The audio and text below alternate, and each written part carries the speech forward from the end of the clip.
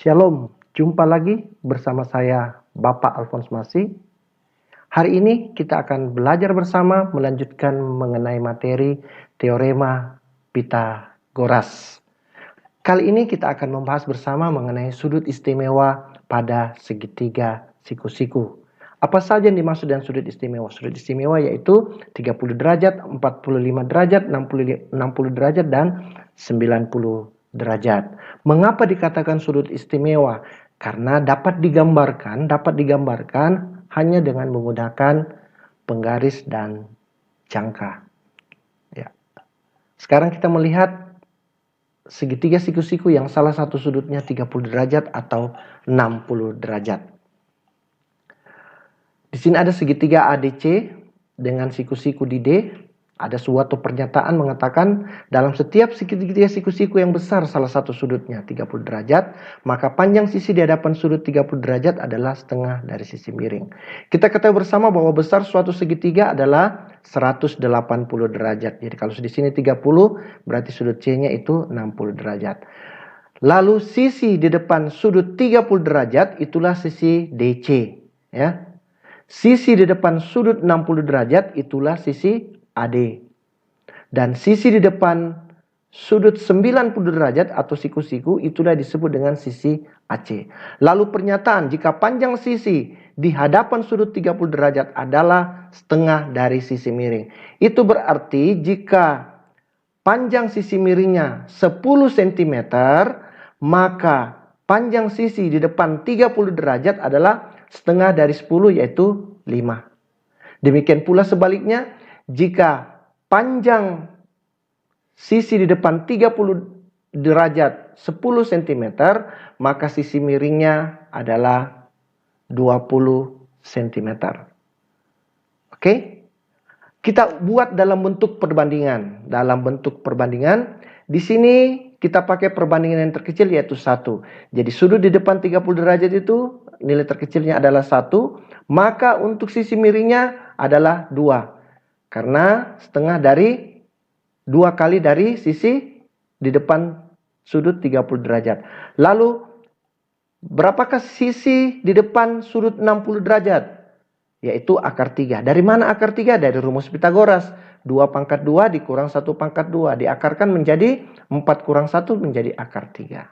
Sehingga kita dapat buat aturan perbandingannya, maka diperoleh perbandingannya 1/2 banding akar 3. Jadi AC banding BC banding AB sama dengan 1/2 banding akar 3.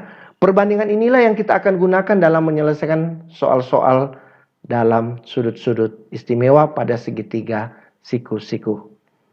Kita lihat contoh. Perhatikan gambar di bawah ini. Ya. Di sini ada segitiga PQR.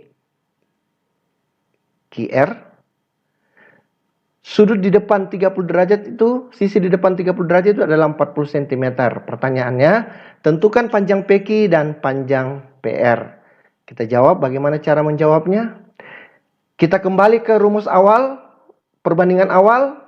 QR banding PR, PQ banding PR sama dengan 1/2 banding akar 3. Ini aturan perbandingannya. Yang ditanyakan adalah PQ, berarti kita bandingkan QR banding PR, ya. QR banding PQ. Oke. Masukkan nilainya QR berarti 40 banding PQ sama dengan 1/2. Suku dalam dikali dengan suku luar, ya. Kali silang ini. Jadi PQ kali 1 PQ, 40 dikali 2 80. Maka panjang PQ-nya adalah 80 cm. Setelah kita mendapatkan PQ, kita mencari berapakah panjang PR. Masih berpatokan kepada perbandingan ini, maka QR banding PR sama dengan 1 banding akar 3. Oke. Kita masukkan lagi nilai QR-nya adalah 40 banding PR sama dengan 1 banding akar 3. Kita kali silang atau kali suku dalam dengan suku luar, sehingga akan diperoleh PR kali 1 PR, 40 dikali akar 3 dapat 40 akar 3 cm. Inilah jawaban dari mencari PQ dan PR. Oke. Bagaimana dengan soal berikut? Pada gambar di samping yang ini, jika panjang BC-nya itu 10 cm, tentukan panjang AB dan AC. AB dan AC. Yang diketahui adalah sisi di depan sudut 60 derajat. Bagaimana cara kita menjawab? Ya, kita tetap berpatokan kepada perbandingan ini. Ya. Jangan selalu dilupa untuk perbandingan ini. Sehingga apapun yang ditanyakan, kalau kita menggunakan perbandingan ini, pasti kita akan mudah dalam menjawabnya. Sekarang yang ditanyakan AB, yang diketahui adalah BC. Berarti AB banding BC.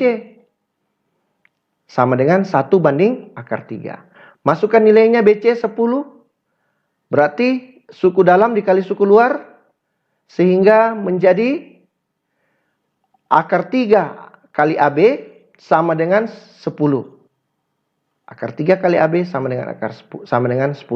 Berarti AB-nya sama dengan 10 dibagi akar 3. Dalam istilah pecahan, tidak dibenarkan penyebut itu dalam bentuk bilangan irasional. Untuk itu kita harus merasionalkan. Kita harus merasionalkan penyebut. Caranya bagaimana? Ya, kita kalikan dengan akar 3 dibagi akar 3. Kalau di sini akar 5, maka kita kalikan akar 5 dibagi akar 5. Oke? Kalau di sini akar 7, kita kalikan akar 7 dibagi akar 7.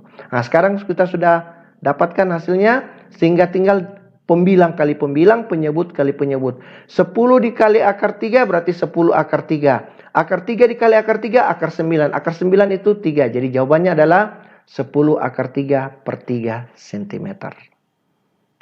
Itulah panjang AB. Berikut, berapakah panjang AC? Kita tetap mengacu kepada perbandingan ini. Berarti BC banding AC sama dengan akar 3 banding 2.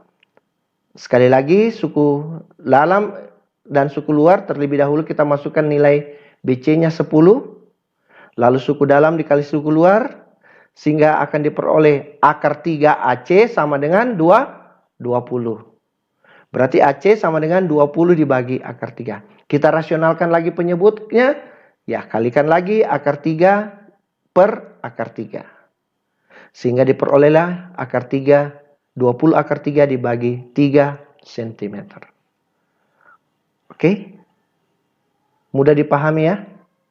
Oke, kita lanjut. Nomor 3. Perhatikan gambar berikut. Di sini ada segitiga ABC. Jika panjang sisi miringnya adalah 12 akar 3, berapakah panjang AB dan BC? Nah, sisi di depan 30 derajat, ya. Kembali lagi, Bapak hanya mengulangi, kembali lagi, kita membuat perbandingan sesuai dengan ketentuan yang di depan. Sekarang yang ditanya adalah AB, yang diketahui adalah AC, berarti AB banding AC. AB itu miliknya 1, perbandingannya, AC itu miliknya 2. Oke, masukkan nilai AC, berarti AB banding 12 akar 3 sama dengan 1 banding 2. Suku dalam kali suku luar, sehingga menjadi 2AB sama dengan 12 akar 3. Berarti AB 12 akar 3 dibagi 2. 12 dibagi 2, 6. Berarti jawabannya adalah 6 akar 3 cm. Setelah mendapatkan AB, kita mau mencari berapakah BC. Kembali lagi kepada perbandingan ini. Berarti BC banding AC sama dengan akar 3 banding 2.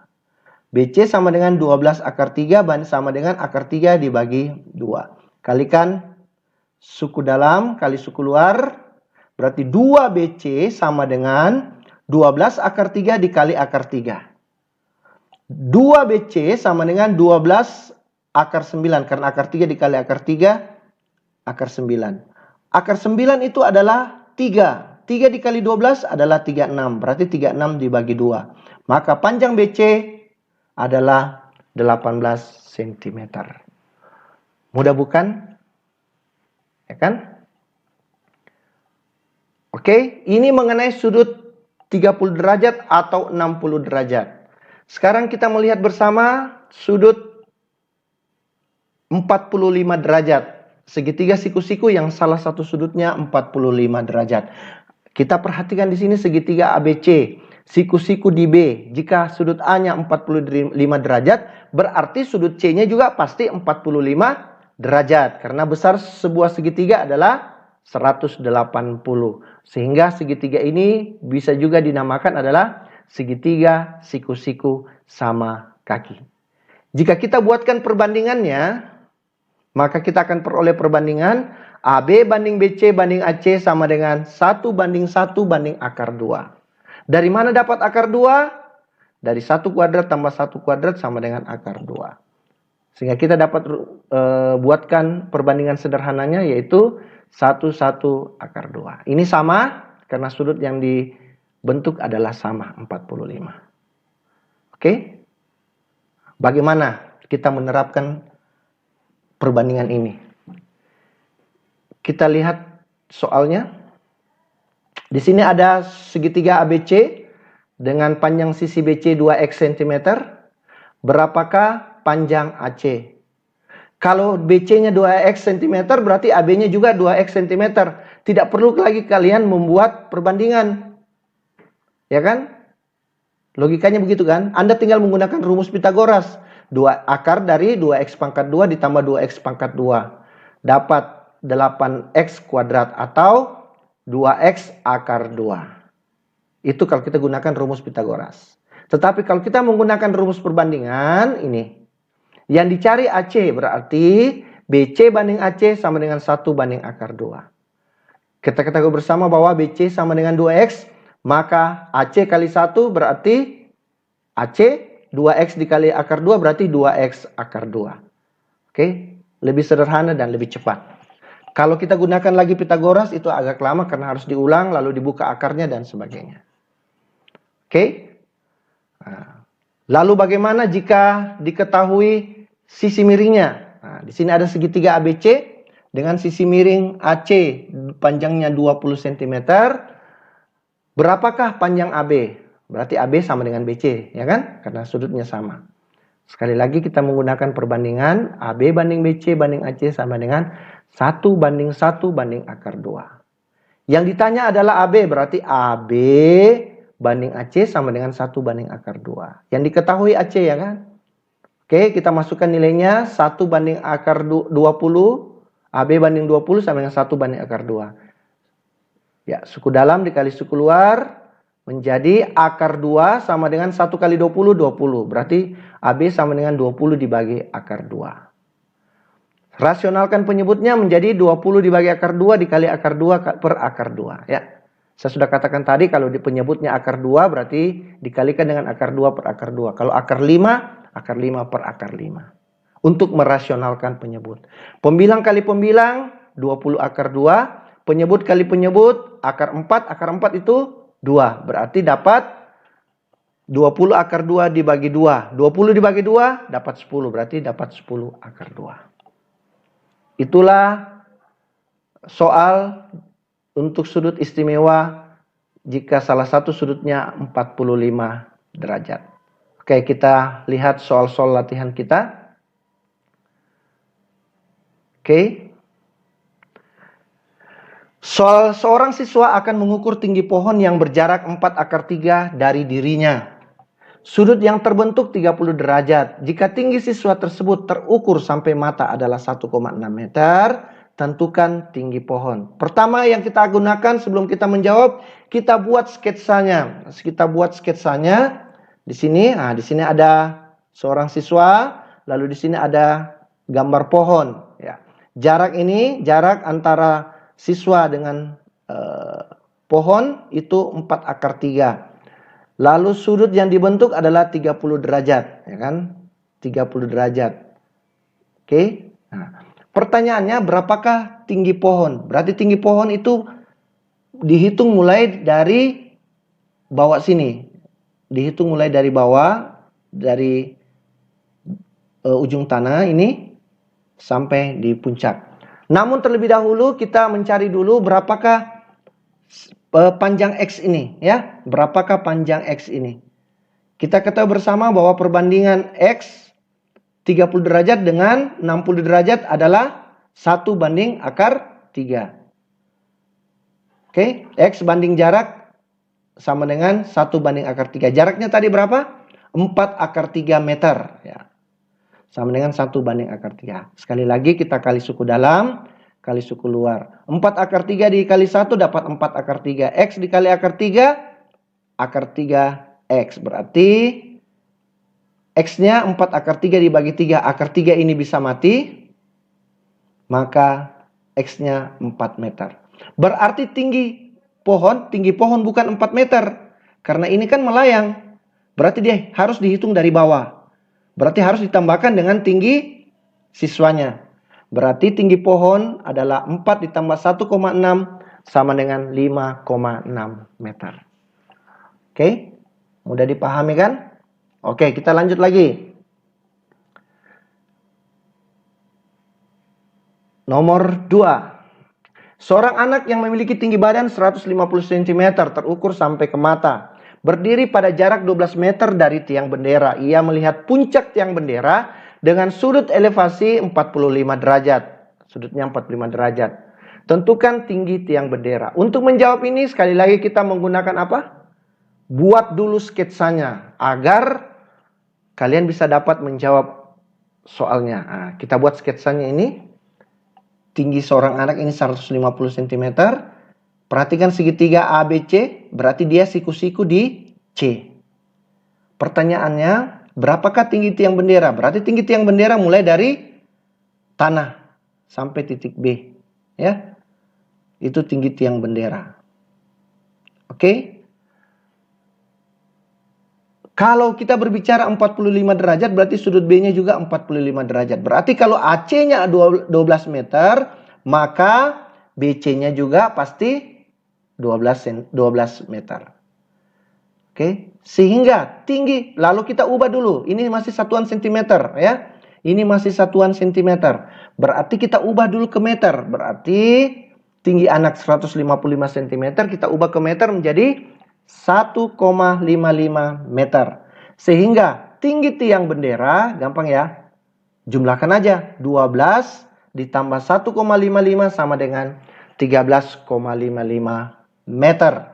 Ya. Mudah bukan? Tinggal kita menghitung. Oke. Berikut. Seorang siswa akan mengukur tinggi pohon yang berjarak 4 akar 3 dari dirinya. Sudut yang terbentuk 30 derajat. Jika tinggi siswa tersebut terukur sampai mata adalah 1,6 meter, tentukan tinggi pohon. Ya. Oke. Ini sudah terjawab tadi. Ya. Oke, 5,6 meter. Ini sudah terjawab tadi. Berikut. Seekor kelinci yang berada di lubang tanah tempat persembunyiannya melihat seekor elang yang sedang terbang dengan sudut 60 derajat. Jika jarak antara kelinci dan elang adalah 18 meter, tentukan tinggi elang dari atas tanah. Sekali lagi kita buat sketsanya. Ini ada burung elang. Lalu ini ada kelinci, dia melihat. Ini dia membentuk segitiga siku-siku dengan sudut 60 derajat. Berarti ini sisi miringnya 18 meter. Berarti kalau secara langsung kalau sisi di depan 30 derajat berarti setengah dari 18 meter. Berarti sisi yang di bawah sini adalah 9 meter. Itu kalau kita menggunakan cara langsung. Bagaimana cara menjawabnya? Ya, kita ketahui bersama panjang sisi di depan sudut 30 derajat setengah panjang sisi dari sudut siku-sikunya. Ya kan? Nah, lalu sehingga kita diperoleh setengah dari 18 dapat 9 meter. Berarti tinggi elang dari atas tanah 18 dikuadratkan dikurang dengan 9 kuadrat. Dapat akar 324 dikurang 81 sama dengan 243. Jadi tinggi elang dari atas tanah adalah 9 akar 3. Dari mana 9 akar 3? Dari 81 dikali 3. Kita cabut akar, jadi akar 81 dikali 3. Akar 81 itu 9, akar 3 meter.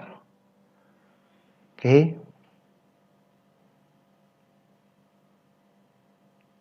Kita lihat soal yang terakhir. Gambar di samping menunjukkan seorang anak yang berada pada jarak 32 meter dari kaki sebuah gedung. Ia mengamati puncak gedung dan helikopter di atasnya dengan sudut elevasi masing-masing 30 derajat dan 45 derajat. Hitunglah tinggi helikopter tersebut dari atas gedung. Kita buat sketsanya ini.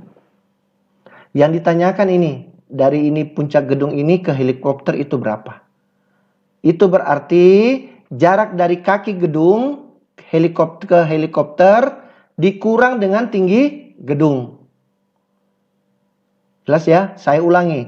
Untuk mendapatkan tinggi dari puncak gedung ke helikopter diperoleh dari jarak helikopter ke kaki gedung dikurang dengan tinggi gedung.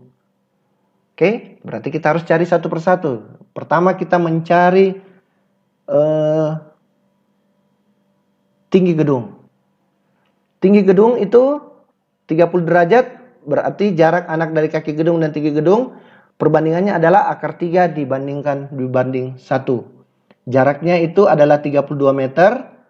Ya, suku dalam kali suku luar sehingga diperoleh tinggi gedung 32 dibagi akar 3. Kita rasionalkan sehingga diperoleh 32 akar 3 per 3. Ini tinggi gedung. Sedangkan tinggi dari kaki gedung ke helikopter ini sudut 45 derajat. Berarti di sini sudut juga 45 derajat. Berarti kalau sini 32, maka jarak dari kaki gedung ke helikopter juga 32. Maka tinggi helikopter dari atas gedung adalah 32 meter dikurang 32 akar 3 meter. Sehingga kita peroleh 32 dikali 1 dikurang akar 3 per 3 meter. Oke?